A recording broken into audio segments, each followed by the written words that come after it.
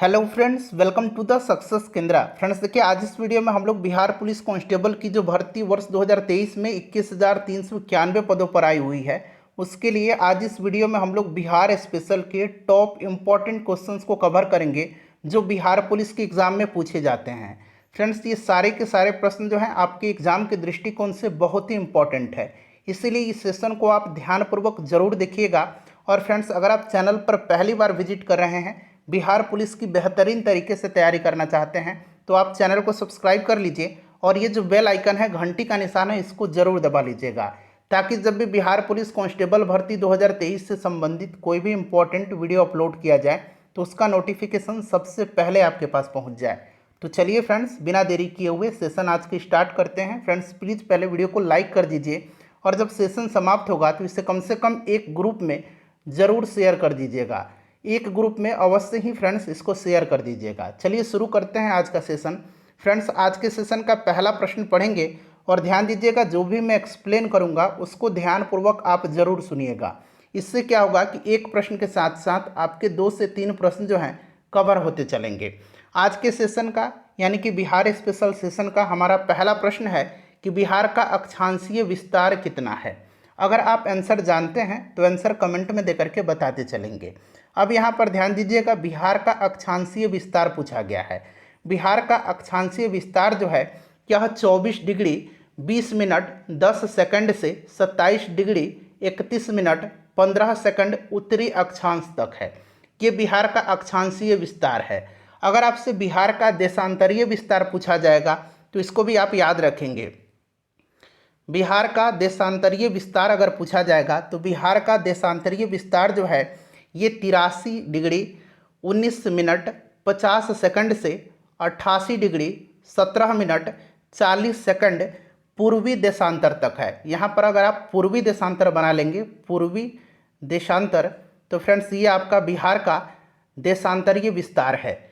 बिहार का अक्षांशीय विस्तार option number A right answer हो जाएगा और बिहार का देशांतरीय विस्तार पूछेगा तो ये ऑप्शन नंबर बी सही हो जाएगा। यहाँ पर आप पूर्वी देशांतर जोड़ लेंगे।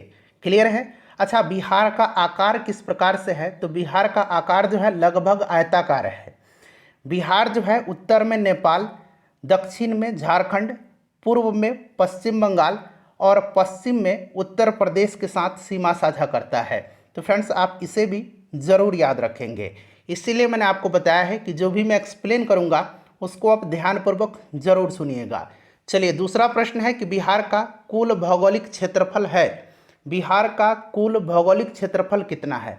बहुत ही इंपॉर्टेंट प्रश्न है। ये आंकड़ा आपको हूबहू याद रखना है। देखिए, बिहार का जो कुल भौगोलिक क्षेत्रफल है ये 94,163 वर्ग किलोमीटर है।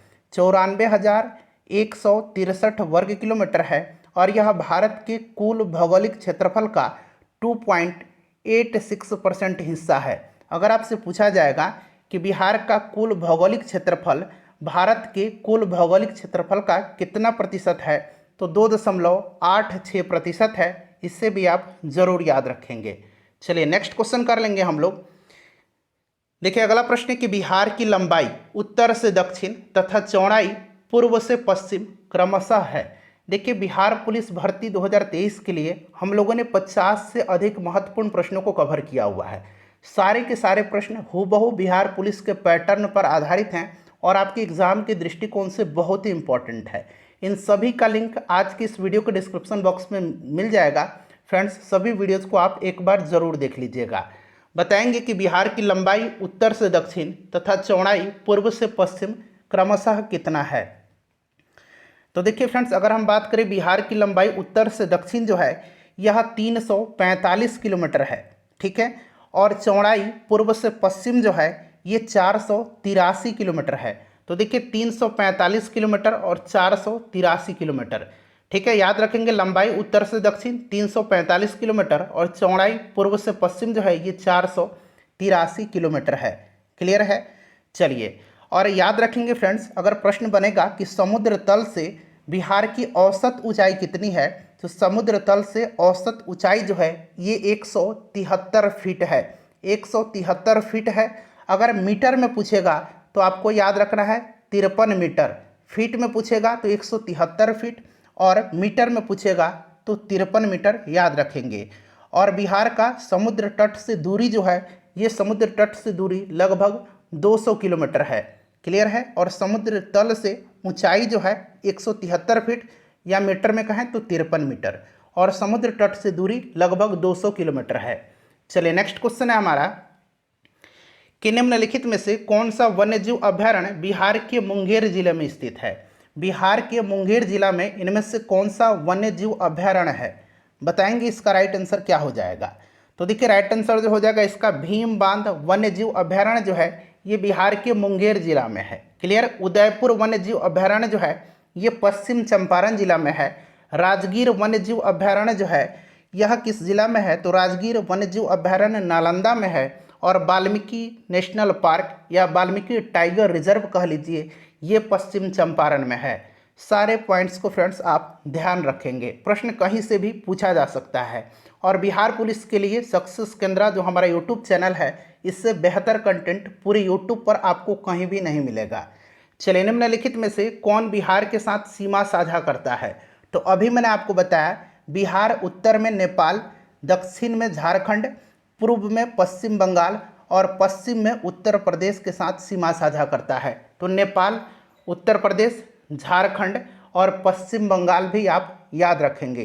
तो राइट आंसर उपयुक्त सभी हो जाएगा। फ्रेंड्स अगर सेशन आपको पसंद आ रहा है तो प्लीज़ फ्रेंड्स एक बार लाइक कर दीजिए। देखिए आपका एक लाइक हमें बहुत ही मोटिवेट करता है और वीडियो बनाने के लिए प्रेरित करता है। चलिए नेक्स्ट क्वेश्चन है क्वेश्चन नंबर 6 कि बिहार सोशलिस्ट पार्टी कब गठित हुई थी। बहुत ही इंपॉर्टेंट क्वेश्चन है, बिहार सोशलिस्ट पार्टी कब गठित हुई थी। तो देखिए फ्रेंड्स 1931 में गंगा शरण सिंह, जयप्रकाश नारायण, फूलन प्रसाद वर्मा, अब्दुल बारी, राहुल सांकृत्यायन, राम वृक्ष बेनीपुरी, योगेंद्र शुक्ल इत्यादि नेताओं ने एक समूह बना करके बिहार सोशलिस्ट पार्टी का गठन किया था। 1931 राइट आंसर हो जाएगा। और देखिए 1934 में, ध्यान रखेंगे 1934 में पटना में आचार्य नरेंद्र देव की अध्यक्षता में बिहार सोशलिस्ट पार्टी की विधिवत स्थापना हुई और इसके सचिव जयप्रकाश नारायण बनाए गए। अगर आपसे प्रश्न पूछा जाए कि बिहार सोशलिस्ट पार्टी के प्रथम अध्यक्ष कौन थे, तो आचार्य नरेंद्र देव थे और सचिव कौन थे, तो जयप्रकाश नारायण थे। विधिवत स्थापना 1934 में हुई थी, लेकिन बिहार सोशलिस्ट पार्टी का गठन जो किया गया था ये 1931 में किया गया था। नेक्स्ट क्वेश्चन है हमारा कि बिहार में कांग्रेस का, भारतीय राष्ट्रीय कांग्रेस का पहला अधिवेशन कहाँ हुआ था। बिहार में भारतीय राष्ट्रीय कांग्रेस का पहला अधिवेशन जो है ये 1912 में हुआ था। कहाँ पर, तो बांकीपुर पटना में। बांकीपुर राइट आंसर हो जाएगा। और देखिए यह जो अधिवेशन था इसकी अध्यक्षता किसने किया था, तो RN माधोलकर ने किया था, यानी कि रघुनाथ नरसिंह माधोलकर ने किया था। ठीक है। और इस अधिवेशन के महासचिव सच्चिदानंद सिन्हा थे। इस अधिवेशन के महासचिव अगर पूछा जाएगा तो सच्चिदानंद सिन्हा थे। और मौलाना मजहरुल हक जो थे ये स्वागत समिति के अध्यक्ष थे। तो इन सभी पॉइंट्स को आप ध्यान रखेंगे। 1922 में जो है भारतीय राष्ट्रीय कांग्रेस का दूसरा अधिवेशन गया में हुआ था और इसकी अध्यक्षता किया था चित्तरंजन दास ने, CR दास ने, चित्तरंजन दास ने किया था। और पटना बांकीपुर में जो अधिवेशन हुआ था 1912 में, इसकी अध्यक्षता RN माधोलकर यानी कि रघुनाथ नरसिंह माधोलकर ने किया था। नेक्स्ट क्वेश्चन है हमारा कि बिहार का सबसे ऊंची पहाड़ी कौन सा है। बिहार का सबसे ऊंची पहाड़ी या सबसे ऊंची चोटी पूछेगा तो याद रखना है ये सोमेश्वर श्रेणी की पहाड़ी है। सोमेश्वर श्रेणी की पहाड़ी जो है यह बिहार के पश्चिम चंपारण जिला में है। बिहार के पश्चिम चंपारण जिला में है। चलिए नेक्स्ट क्वेश्चन है हमारा क्वेश्चन नंबर 9 कि बिहार से लोकसभा के लिए कितने सदस्य चुने जाते हैं। यानी कि आपसे पूछा जा रहा है कि बिहार में लोकसभा की सीटों की संख्या कितनी है। तो देखिए बिहार में लोकसभा की सीटों की संख्या जो है ये 40 है। वहीं अगर आपसे राज्यसभा पूछता, यहाँ मैं लिख देता हूँ राज्यसभा, तो राज्यसभा की सीटों की संख्या जो है ये कितना है, 16 है। विधानसभा की सीटों की संख्या कितनी है, तो विधानसभा सीटों की संख्या 243 है। और विधान परिषद अगर पूछेगा विधान परिषद की सीटों की संख्या बिहार में कितनी है, तो फ्रेंड्स ये 75 है। ये सारा आंकड़ा आपको याद रखना है। चलिए नेक्स्ट क्वेश्चन कर लेंगे। अगला प्रश्न है कि बिहार प्रांतीय किसान सभा का गठन किसने किया था। बिहार प्रांतीय किसान सभा का गठन किसने किया था, तो देखिए ये किया था किसने, तो याद रखेंगे फ्रेंड्स 1929 में स्वामी सहजानंद सरस्वती ने किया था, 1929 में। ठीक है, बिहार प्रांतीय किसान सभा का गठन 1929 में स्वामी सहजानंद सरस्वती ने किया था। अगला प्रश्न है कि पटना उच्च न्यायालय की स्थापना कब हुई थी। बहुत ही इंपॉर्टेंट क्वेश्चन है। देखिए, पटना उच्च न्यायालय की स्थापना जो है ये कब हुई थी, तो याद रखेंगे सन 1916 में। और वर्तमान में पटना हाई कोर्ट के जो मुख्य न्यायाधीश हैं, चीफ जस्टिस हैं, वो कौन है, तो उनका भी नाम याद रखेंगे, ये हैं जस्टिस के विनोद चंद्रन। जस्टिस के विनोद चंद्रन ये वर्तमान में पटना उच्च न्यायालय के, पटना हाई कोर्ट के जो है ये चीफ जस्टिस है, मुख्य न्यायाधीश हैं। चलिए, के विनोद चंद्रन। नेक्स्ट क्वेश्चन है हमारा कि मंदार पर्वत बिहार के किस जिला में स्थित है। ये प्रश्न जो है बिहार पुलिस में ऑलरेडी पूछा जा चुका है। मंदार पर्वत जो है ये कहाँ पर है, तो फ्रेंड्स मंदार पर्वत बांका में है। मंदार पर्वत कहाँ पर है, तो मंदार पर्वत बांका में है, याद रखेंगे। मंदार पर्वत का जिक्र आपने समुद्र मंथन में सुना होगा। चलिए नेक्स्ट क्वेश्चन करेंगे कि ककोलत जलप्रपात कहाँ पर है। ककोलत जलप्रपात कहाँ पर स्थित है, तो देखिए ककोलत जलप्रपात जो है फ्रेंड्स यह कहाँ पर है, तो नवादा में है। ककोलत कहाँ पर है, तो ककोलत जो है यह नवादा में है। ठीक है, याद रखेंगे ककोलत कहाँ पर है, तो नवादा में है। अच्छा, अनुपम झील कहाँ पर है। अगर आपसे पूछा जाए कि अनुपम झील कहाँ पर है, अनुपम झील जो है ये कैमूर में है। कहाँ पर है, कैमूर में है। कांवर झील कहाँ पर है, कांवर झील, कांवर झील जो है ये बेगूसराय में है। कांवर झील बेगूसराय में है। चलिए अगला प्रश्न करेंगे, क्वेश्चन नंबर 14 कि किस वर्ष उड़ीसा बिहार से पृथक हुआ था। अब यहाँ से 3 प्रश्न आपके कवर होंगे, ध्यान दीजिएगा। सबसे पहले ध्यान देंगे कि 1912 में जो है बिहार बंगाल से अलग हुआ था और बिहार में उड़ीसा सम्मिलित था। और उड़ीसा और बिहार जब अलग हुए तो ये कब हुए थे, तो उड़ीसा और बिहार 1 अप्रैल 1936 को जो है ये अलग हुए एवं दोनों पृथक राज्य के रूप में अस्तित्व में आए। फिर बिहार से अलग होता है झारखंड। डेट सहित आपको याद रखना है, बिहार और झारखंड का विभाजन यानी कि झारखंड बिहार से अलग कब हुआ था, तो ये 15 नवंबर सन 2000 को हुआ था। 15 नवंबर 2000 को। क्लियर है, 1936 इसका राइट आंसर हो जाएगा। किस वर्ष उड़ीसा बिहार से पृथक हुआ था, तो 1 अप्रैल 1936 को। नेक्स्ट क्वेश्चन है हमारा कि बिहार का पहला हिंदी समाचार पत्र जो 1874 ईस्वी में पटना से प्रकाशित हुआ था उसका नाम क्या है। बिहार का पहला हिंदी समाचार पत्र जो 1874 ईस्वी में पटना से प्रकाशित हुआ था ये बिहार बंधु है, ये बिहार बंधु है।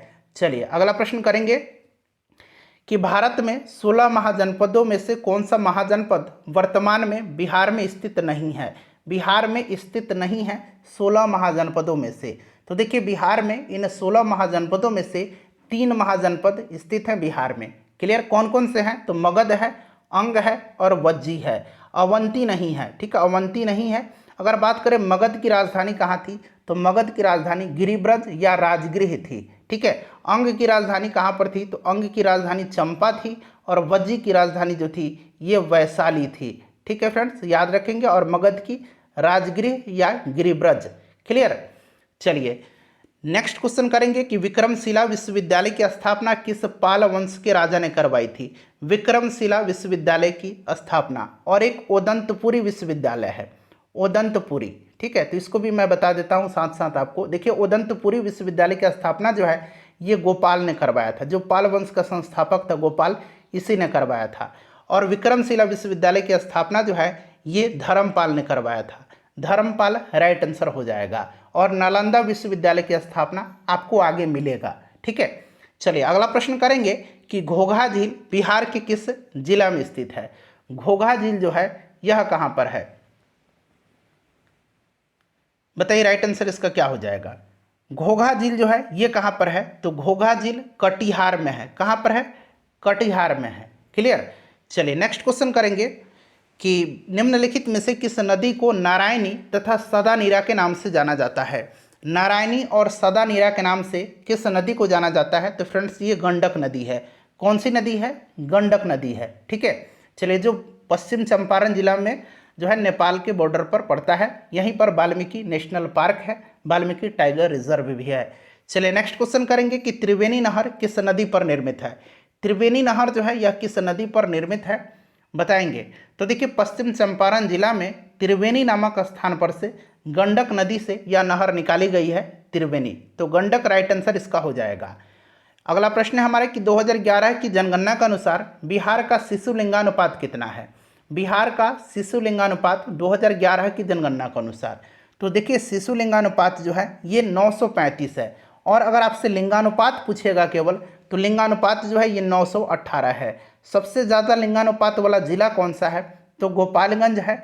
सबसे कम लिंगानुपात वाला जिला मुंगेर है। चलिए अगला प्रश्न है हमारा क्वेश्चन नंबर 22 कि बिहार में जब पहली बार राष्ट्रपति शासन लागू किया गया उस समय बिहार के राज्यपाल कौन थे। अच्छा देखिए बिहार में पहली बार राष्ट्रपति शासन लागू कब किया गया था, तो 1968 में किया गया था। उस समय बिहार के मुख्यमंत्री अगर पूछा जाएगा कि कौन थे, तो भोला पासवान शास्त्री थे। भोला पासवान शास्त्री थे। और उस समय राज्यपाल जो थे ये नित्यानंद कानूनगो थे। नित्यानंद कानूनगो थे। बिहार में अब तक 8 बार राष्ट्रपति शासन लगाया जा चुका है, इसे भी आप ध्यान रखिएगा।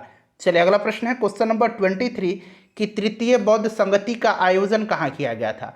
टोटल 4 बौद्ध संगतियाँ हुई थी। पहला संगति जो है ये कहाँ पर हुआ था, तो राजगृह में हुआ था। किसके समय में, तो अजातशत्रु के समय में।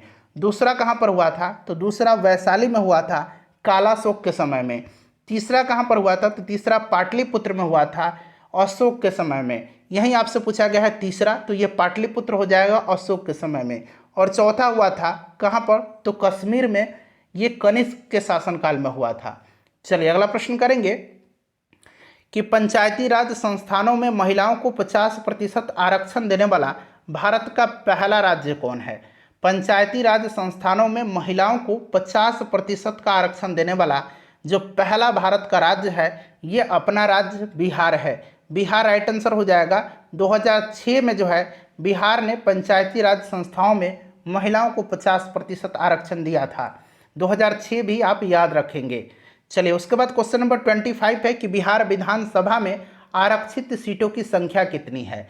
आरक्षित सीटों की संख्या बिहार विधानसभा में आपसे पूछा जा रहा है। तो देखिए बिहार विधानसभा में टोटल सीटों की संख्या कितनी है, तो 243 है। क्लियर, याद रखिएगा इसको। और देखिए यहाँ पर ध्यान देंगे फ्रेंड्स, अगर हम बात करें तो 38 सीट जो है ये एससी के लिए, यानी कि 38 सीट जो है अनुसूचित जाति के लिए, और 2 सीट जो है एसटी के लिए, यानी कि अनुसूचित जनजाति के लिए आरक्षित है। यानी कि टोटल कितना सीट आरक्षित है, तो 40 सीट आरक्षित है। अब 243 में से 40 घटा दीजिए, बच जाएगा कितना, तो 203 बच जाएगा। तो देखिए 40 सीट जो है ये आरक्षित है। और अनारक्षित अगर पूछेगा अनारक्षित सीट कितना है, तो अनारक्षित सीट कितना हो जाएगा, तो 203 हो जाएगा। 203 अनारक्षित है और आरक्षित 40 है। एससी के लिए 38 सीट है और एसटी के लिए 2 सीट रिजर्व है। चलिए नेक्स्ट क्वेश्चन कर लेंगे कि बिहार के कितने जिले पड़ोसी देश नेपाल के साथ सीमा साझा करते हैं। बिहार के कितने जिले पड़ोसी देश नेपाल के साथ सीमा साझा करते हैं। तो देखिए बिहार के 7 जिले जो हैं ये नेपाल के साथ सीमा साझा करते हैं। कौन कौन से जिले हैं, इनका नाम भी आपको फ्रेंड्स याद रखना है।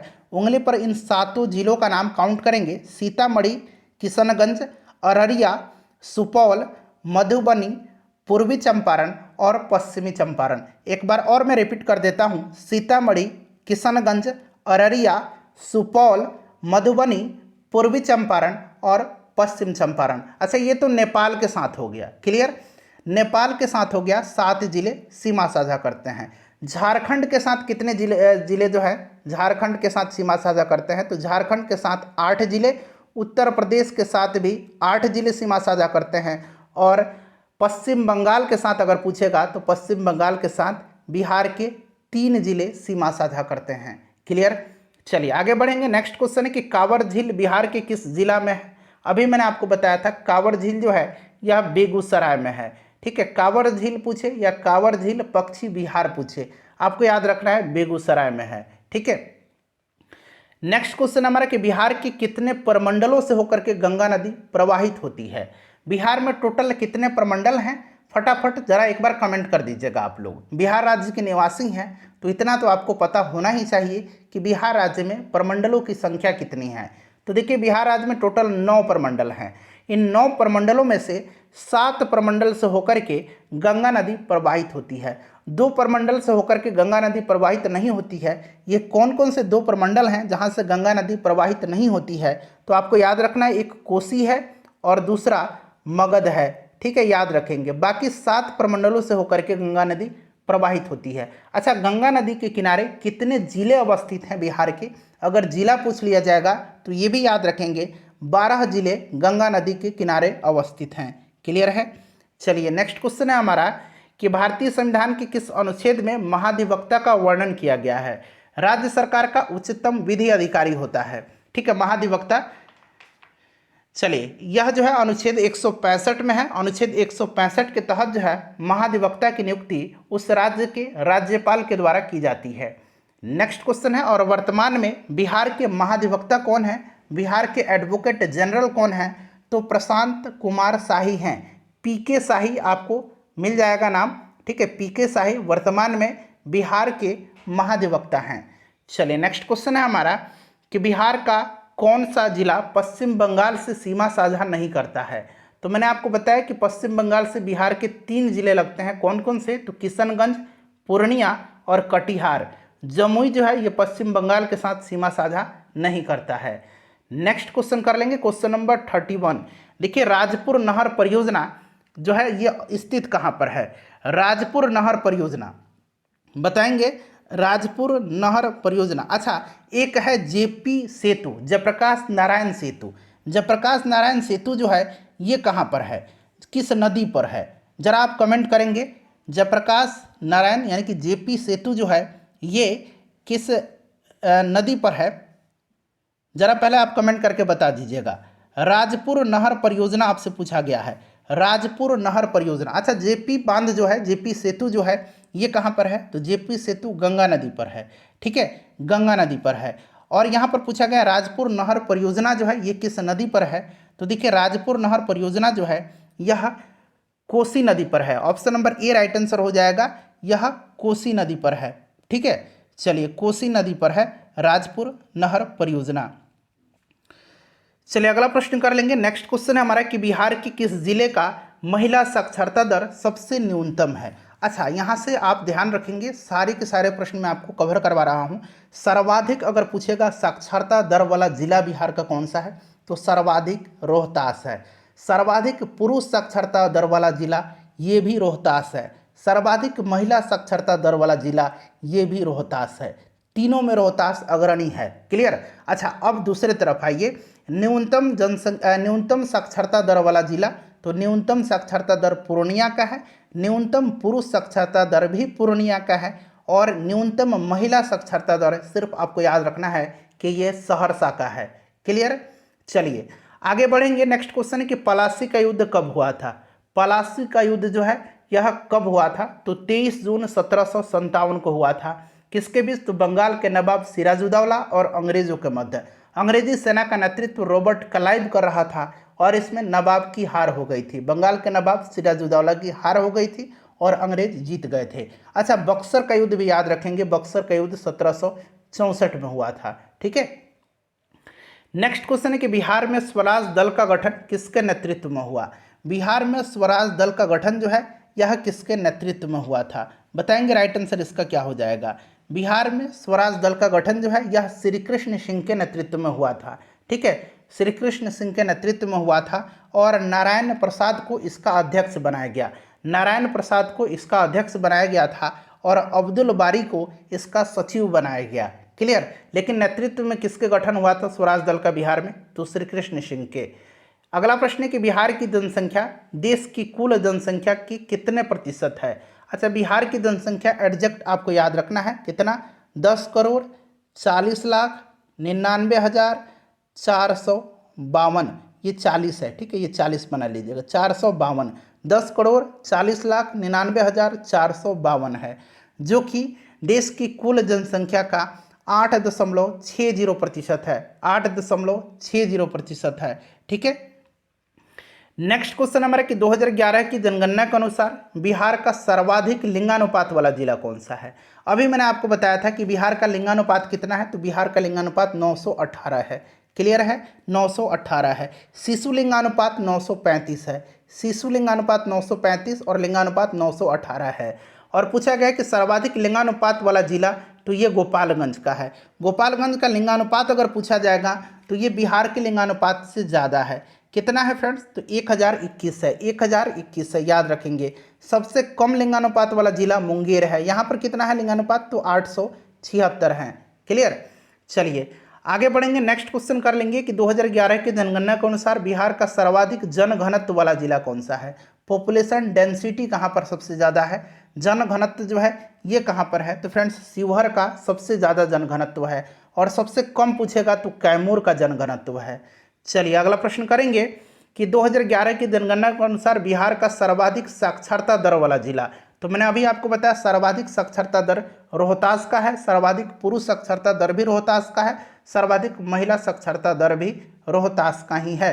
क्लियर, चलिए नेक्स्ट क्वेश्चन है कि ब्रह्मयोनी हिल्स बिहार के किस जिला में है। ब्रह्मयोनी हिल्स जो है ये बिहार के किस जिला में है, चलिए बताएंगे इसका राइट आंसर क्या हो जाएगा। तो ब्रह्मयोनी जो है ये गया में है। ब्रह्मयोनी कहाँ पर है, गया में है।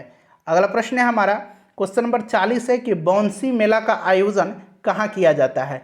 बहुत इंपॉर्टेंट क्वेश्चन है। बौंसी मेला का आयोजन जो है ये कहाँ पर किया जाता है, तो बौंसी मेला का आयोजन बांका में किया जाता है, बांका में किया जाता है। एक सौराठ मेला है, एक सौराठ मेला है। सौराठ मेला का आयोजन जो है ये कहाँ पर किया जाता है, तो सौराठ मेला का आयोजन मधुबनी में किया जाता है। क्लियर है। और एक मलमास मेला है, एक मलमास मेला है। मलमास मेला का आयोजन कहाँ पर किया जाता है, तो मलमास का आयोजन राजगीर में किया जाता है। सारे पॉइंट्स को आपको ध्यान रखना होगा। चलिए नेक्स्ट क्वेश्चन है कि अजात शत्रु के उपनाम से कौन जाने जाते हैं। अजात शत्रु के उपनाम से कौन जाने जाते हैं, तो अजात शत्रु और देश रत्न, अजात शत्रु और देश रत्न के नाम से डॉक्टर राजेंद्र प्रसाद जी को जाना जाता है। Option number A right answer हो जाएगा। बिहार केसरी कहा जाता है श्री कृष्ण सिंह को, और बिहार विभूति कहा जाता है अनुग्रह नारायण सिंह को। क्लियर। नेक्स्ट क्वेश्चन हमारा कि नालंदा विश्वविद्यालय की स्थापना किस गुप्त शासक ने करवाया था, तो कुमार गुप्त प्रथम हो जाएगा इसका राइट आंसर, ध्यान रखेंगे। ठीक है, चलिए उसके बाद नेक्स्ट क्वेश्चन है कि अजगैबीनाथ मंदिर जो है ये कहाँ पर है।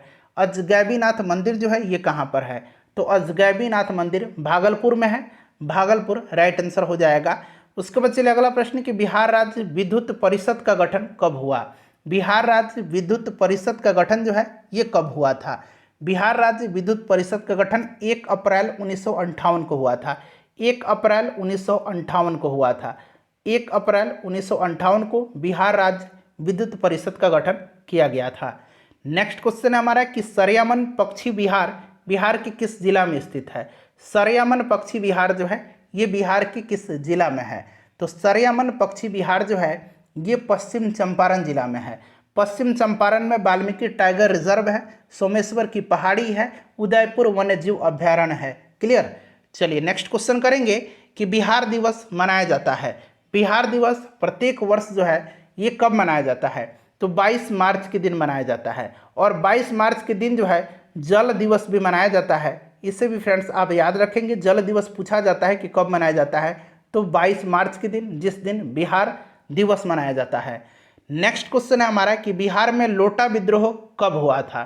देखिए लोटा विद्रोह जो है ये हुआ था कहाँ पर, तो ध्यान रखेंगे लोटा विद्रोह ये मुजफ्फरपुर में हुआ था। मुजफ्फरपुर में जेल के कैदियों को पीतल का लोटा दिया जाता था, लेकिन बाद में क्या हुआ कि पीतल के लोटा के जगह इनको मिट्टी का लोटा दिया जाने लगा, जिसके कारण इन्होंने विद्रोह कर दिया। 1800 कब, तो 56 में, 1856 में। नेक्स्ट क्वेश्चन है क्वेश्चन नंबर 48 कि डच व्यापारियों ने किस वर्ष पटना में फैक्ट्री स्थापित किया था। डचों ने अपनी फैक्ट्री जो है ये पटना में कब स्थापित किया था, तो 1632 में किया था, 1632 ध्यान रखेंगे। उसके बाद देखिए पटना में 1857 की क्रांति का नेतृत्व किसने किया था। अच्छा बिहार में तो वैसे पूछा जाता है तो वीर कुंवर सिंह राइट आंसर हो जाता है, लेकिन स्पेशली अगर पटना में पूछा जाएगा तो देखिए पटना में जो है 3 जुलाई 1857 को, पटना में 3 जुलाई 1857 को पीर अली खां के नेतृत्व में विद्रोह प्रारंभ हुआ, पीर अली खां के नेतृत्व में। और उस समय पटना का कमिश्नर जो था विलियम टेलर था। कौन था, विलियम टेलर था, जिसने बलपूर्वक जो है इस विद्रोह का दमन कर दिया था। ठीक है, चलिए नेक्स्ट क्वेश्चन है कि चंपारण सत्याग्रह किस वर्ष हुआ था। चंपारण सत्याग्रह किस वर्ष हुआ था, इसका आंसर आपको कमेंट करके बताना है। और इन 50 टॉप बिहार स्पेशल के प्रश्नों में से कितने प्रश्नों का आंसर आपने सही सही दिया है, कमेंट करके जरूर बताइएगा। फ्रेंड्स, वीडियो को लाइक कर दीजिए और प्लीज़ इसे एक ग्रुप में शेयर कर दीजिए।